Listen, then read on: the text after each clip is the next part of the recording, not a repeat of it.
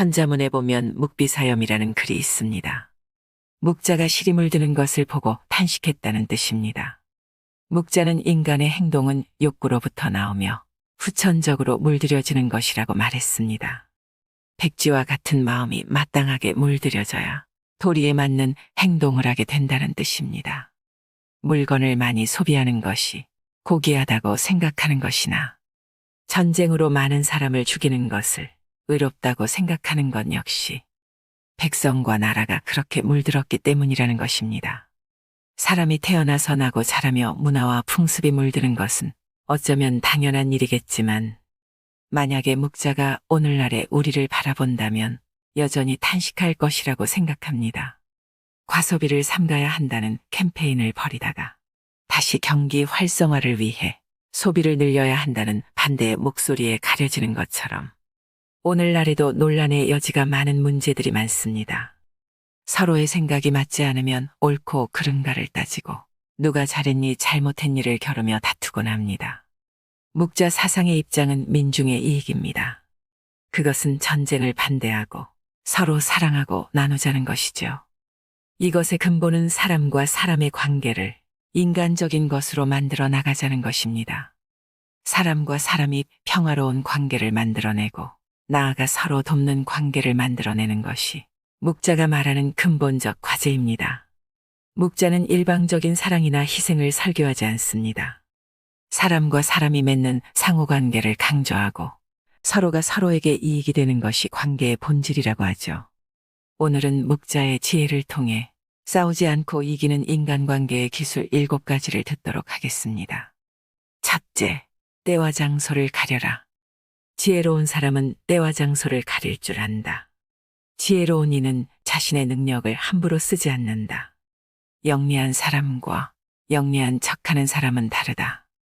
영리한 사람은 자신의 영리함을 깊숙이 묻어두고 필요할 때만 사용하는 반면 영리한 척하는 사람은 다른 사람을 모함하는 것을 재주로 여기고 시시때때로 사용하다가 자신이 판 함정에 스스로 빠지곤 한다. 사실 영리함은 재산이다. 중요한 것은 이 재산을 어디에 어떻게 이용할 것인가의 문제다. 경거망동하게 얄팍한 잔재주를 부리다가는 화를 부르기 십상이다. 둘째, 소인을 피하라. 소인과 친구는 되지 않더라도 소인을 대처하고 피할 줄 알아야 한다. 사람은 크게 군자와 소인 2가지로 나눌 수 있다. 군자는 공명정대하지만 소인은 항상 다른 사람을 놓고 계산만 한다. 늘 주변의 크고 작은 이익을 살펴 수시로 무언가를 얻으려는 마음이 강한 소인은 심지어 다른 사람을 막무가내로 음해하기도 한다.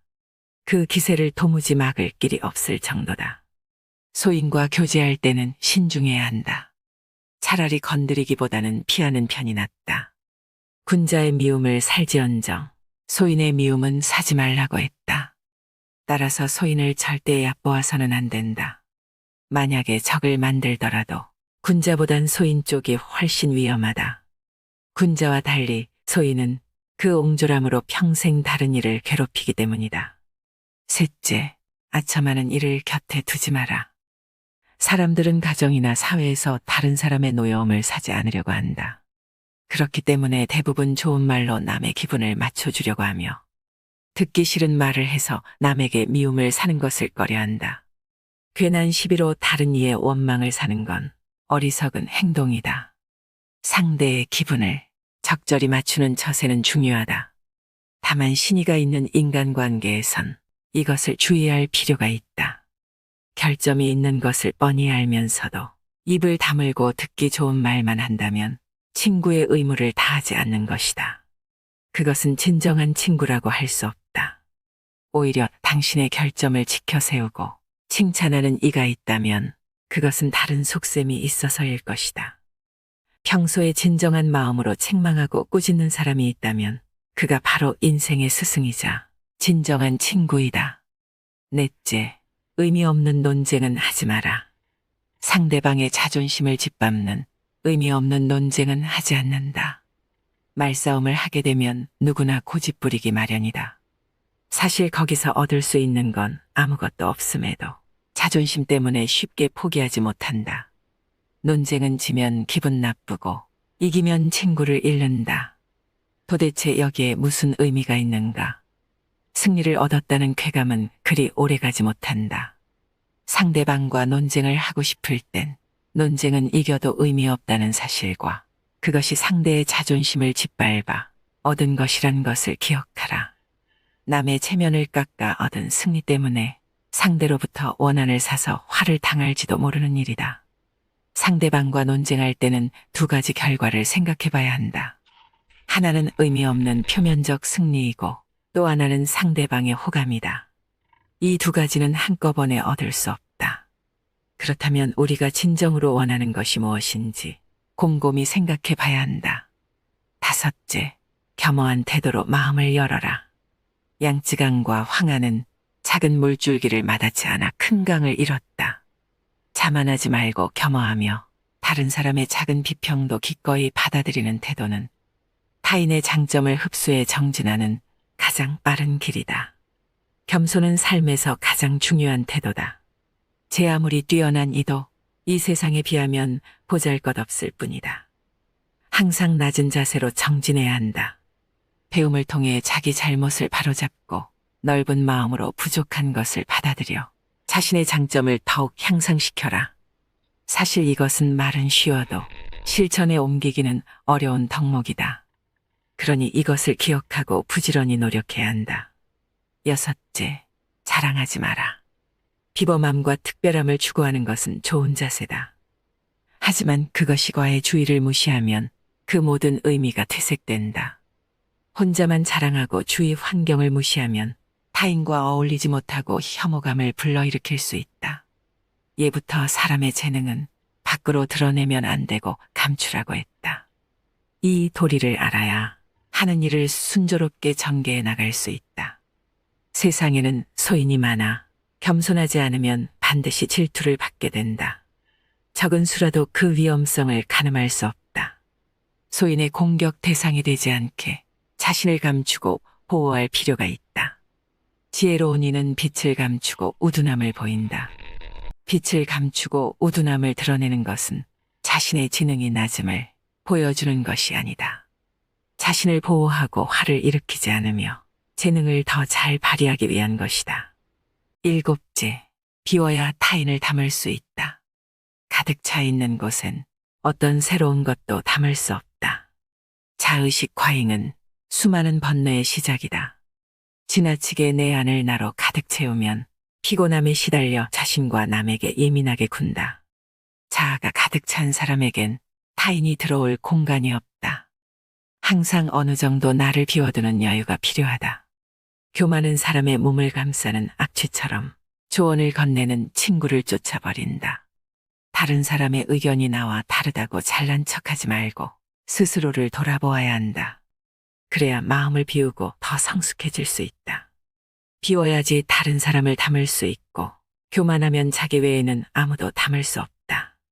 생활 속에서 우리는 늘 무의식적으로 물이 가득 찬 컵으로 변해버린다. 그러나 자만을 내려놓고 마음을 비운 채 다른 사람을 따라 배운다면 우리가 모르는 많은 것들을 발견하게 될 것이다. 겸손에는 두 가지가 있다.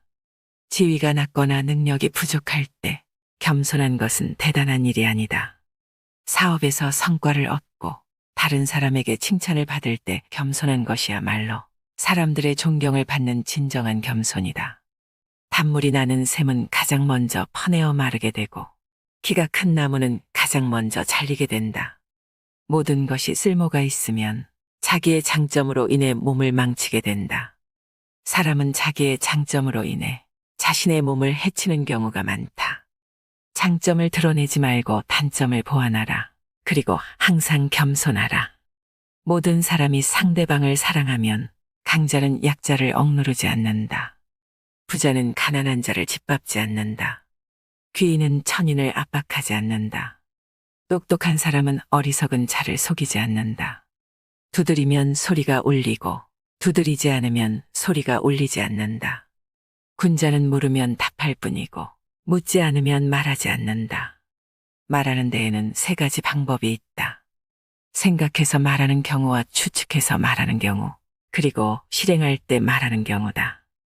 생각해서 말한다는 것은 이 말이 과연 옛성인의 말이나 행동에 모순되는 점은 없는가를 생각하고 거기에 어긋나지 않을 경우에 입으로 내는 것이다. 추측해서 말한다는 것은 내가 이런 말을 한다면 듣는 사람이 어떤 기분으로 이 말을 받아들일까를 생각한 후에 발언하는 것이다. 실행할 때 말한다는 것은 내가 말한 것을 어떻게 실행할 것인가를 생각하고 타인의 입장에 비추어 보고 전망을 세운 후에 말하는 것이다. 군자는 내 모습을 물에 비친 거울로 보지 말고 사람을 거울로 삼아서 내 모습을 비추어서 반성하는 것이 좋다. 물에 비추어진 자기 모습은 외면만 볼 수가 있다. 그러나 사람을 거울로 삼으면 이로써 자기가 행하고 있는 잘잘못을 판단할 수가 있다. 근본이 흐려 있으면 그 끝인 흐름은 맑을 수가 없다. 행동의 근본인 신의가 없으면 반드시 망한다. 한 사람의 심정을 파악하는 데 성공하면 그 사람을 얻을 것이고 한 사람의 심정을 알지 못하면 그 사람과 멀어질 것이다. 천하가 강탈과 원한을 일으키지 않으려면 상대방을 사랑할 일이다. 싸움은 그것이 어떤 연유로 해서 일어났는가. 그 근본을 살펴 알아야 비로소 잘 다스려질 수가 있는 것이다. 세상에 속된 군자는 작은 것을 알고 있어도 큰 것은 알지 못한다. 어진 왕일지라도 공의 없는 신하는 사랑하지 않고 자비로운 아버지일지라도 유익하지 않은 자식은 사랑하지 않는다. 항상 생각하고 남에게 도움이 되는 사람이 되어라. 옛날 하나라 거랑이 난폭함으로 천하를 어지럽게 했으나 은나라 탕왕은 그 뒤를 받아 흐트러진 나라를 훌륭하게 다스렸다. 은나라 주왕도 난폭한 정치를 해서 천하를 어지럽게 했으나 주나라 무왕이 그 뒤를 받아서 훌륭하게 나라를 다스렸다. 아무리 흐트러져 있어도 그 뒤에 사람이 노력하면 이것을 만회할 수가 있다. 천하의 흥망과 선치는 결코 운명이 아니다. 천명이나 운명론을 믿는 것은 바보나 하는 짓이다. 올바른 도리를 돈독하게 지키지 못하고 사물을 널리 분별하지 못하며 옳고 그름을 살펴 분간하지 못하는 자는 더불어 놀만한 사람이 되지 못한다. 의를 행한다는 것은 이것으로 인해 다른 사람에게서 비방을 피하기 위한 것이라든지 혹은 어떤 명예를 얻기 위해서 하는 것이 아니다. 인간으로서 당연히 해야 하는 일을 하는 것이다. 천을 염색하기 위해서는 붉은 물감이나 푸른 물감에 담그게 된다. 사람도 처음 접하는 것에 따라서 여러 가지로 변한다. 평소부터 환경을 잘 골라서 반드시 올바르게 사는 것을 선택해야 한다. 사람에게는 정해진 시간이 있다. 이것을 너무 급하게 쓰는 사람은 활을 팽팽하게 잡아당겨서 느슨함이 없는 것과 같다. 이렇게 되면 활은 쓸모가 없게 된다. 사람은 항상 적당한 느슨함이 필요하다. 물은 불에 이기나 흙에는 진다. 흙은 물에 이기나 나무에는 진다. 나무는 흙에는 이기나 쇠에는 진다. 쇠는 나무에는 이기나 불에게는 진다. 불은 쇠에 이기나 물에는 진다. 이것은 천하에 정해진 이치다. 나라를 다스리거나 집안을 다스리는 데 가장 필요한 것은 쓸데없는 지출을 없애는 것이다. 이것은 옛날 성인, 현자의 가르침이다. 또 이것이 천하에서 가장 이익이 되는 것이다. 도의가 무너진 사회에서 높은 지위에 앉고 불을 지니는 것은 어진 사람이 좋아할 바가 못 된다. 100개의 문 중에 단 한 개의 문만을 닫고 다른 문이 열려 있으면 도둑에 대한 방비가 될 수 없다. 단지 한 개만 준비해 두고 다른 준비가 소홀하면 아무 소용이 없다는 말이다. 하나의 눈으로 보는 것보다는 2개의 눈으로 보는 것이 더 잘 보이고 하나의 귀로 듣는 것보다는 2개의 귀로 듣는 것이 더 잘 들린다. 착한 말에는 귀 기울이지 않고 여러 어리석은 논리에 귀를 기울인다면 주술을 버리고 조이삭을 줍는 격이다. 고생은 많으나 수익은 적다. 큰 불의를 일으켜 남의 나라를 치면 그릇되었다고 하지 않고 도리어 영예라 하고 정이라고 한다. 이것이 불의이다. 편안하게 있을 곳이 없는 것이 아니다. 편안한 마음이 없기 때문에 편안하지 않은 것이다. 곧 만족만 한다면 어떤 경우라도 편안한 것이다. 자신의 마음을 잘 알고 대처하라. 인간은 노력으로서 모든 걸 바꿀 수 있다. 위대한 사상가들의 말은 시간을 넘어 영원히 유효한 부분이 많습니다. 시대상을 반영하기보다는 인간의 뿌리에 바탕을 둔 통찰이라서 그렇습니다. 묵자의 고언에는 당연하지만 놓치기 쉬운 인생의 지혜가 가득합니다. 늘 곁에 두고 정진하며 복귀할 가치가 있지요. 나이가 들어갈수록 옛날 성인들의 말이 더욱 와닿고 귀 기울여지게 되지요. 지나온 인생을 돌아보며 진작에 알았다면 내가 달리 살았을 텐데 하는 후회보다는 지금이라도 알게 되어 참 다행이다 라고 말할 수 있는 시간이 되었다면 좋겠습니다. 이상으로 인생의 품격이었습니다. 하루하루 당신의 품격이 더 빛나길 바랍니다.